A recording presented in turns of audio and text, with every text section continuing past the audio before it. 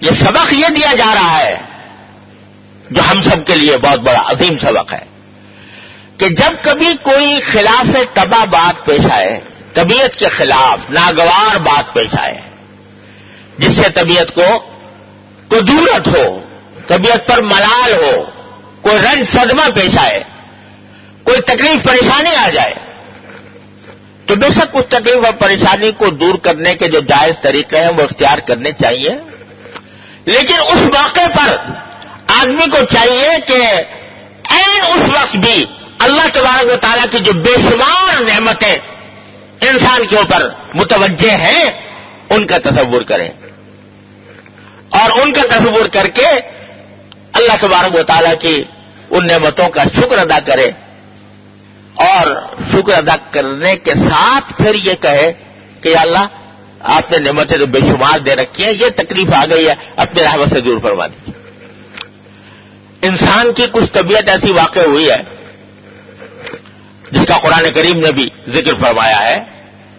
کہ ہزار نعمتیں اس کو ہر وقت اللہ تعالیٰ کی نازل ہے، اس کے اوپر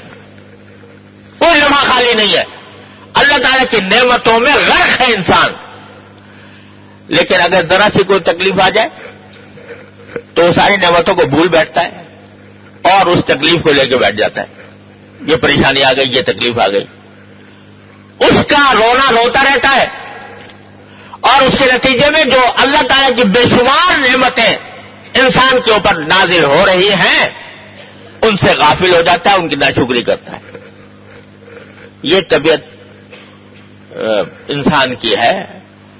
فرمایا کہ ان الانسان خلق ہلوعا اذا مسہ الشر جزوعا، انسان کی فطرت یہ ہے، اس طرح پیدا ہوا ہے وہ کہ گھبرا بہت جلدی جاتا ہے، ذرا سی تکلیف آئی گھبرا گیا، وَإِذَا مَسَّهُ الشَّرُّ جَزُوعًا، اور کوئی تکلیف آ جائے تو جزا فضا شروع کر دیتا ہے۔ یہ طبیعت انسان کی ہے، اس کی وجہ سے ناشکری میں مبتلا ہو۔ حالانکہ اگر انسان غور کرے تو تکلیف تو ایک ہے لیکن نعمتیں کتنی ہیں۔ فرض کرو ایک کسی کو بخار آ گیا مثال کے طور پر، تو بخار تو آ گیا، بے شک تکلیف ہے، لیکن آنکھیں صحیح کام کر رہی ہے، دل صحیح کام کر رہا ہے، ہاتھ پاؤں ٹھیک کام کر رہے ہیں، سماعت پہ کوئی خرابی نہیں ہے، اب سن رہا ہے، تیماردار میسر ہے، دوا ہو رہی ہے، مہربان معالج ہے، اور گھر والے ہیں، دوست احباب ہیں، یہ ساری نعمتیں اللہ تبارک و تعالیٰ نے عطا فرما رکھی ہے، لیکن ان کو بھول جاتا ہے اور اسی کو لے کے بیٹھ جاتا ہے۔ تو اللہ تبارک و تعالیٰ سبق یہ دے رہے ہیں کہ جب کبھی تمہیں کوئی تکلیف پیش آئے تو بے شک اس تکلیف کو اللہ تعالیٰ سے کہو، مانگو، اس کی تکلیف کو دور کرنا بھی اللہ تعالیٰ سے مانگو، لیکن ان نعمتوں کو فراموش نہ کرو جو چاروں طرف سے تمہارے اوپر نازل ہو رہی ہیں اللہ تبارک و تعالیٰ کی طرف سے۔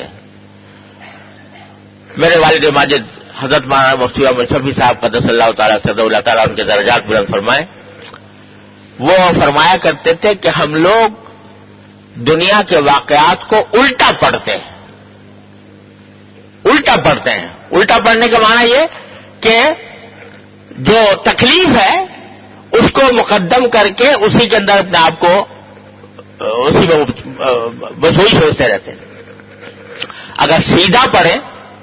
تو دیکھیں تکلیف تو ایک ہے، لیکن اس تکلیف کو دور کرنے کے لیے کیا اسباب اللہ تعالیٰ نے عطا فرما رکھے ہیں اور پہلے سے کتنی نعمتیں اللہ تعالیٰ نے عطا فرما رکھی ہے، ان کا تصور کریں تو وہ پھر سیدھا پڑتا ہے بندہ۔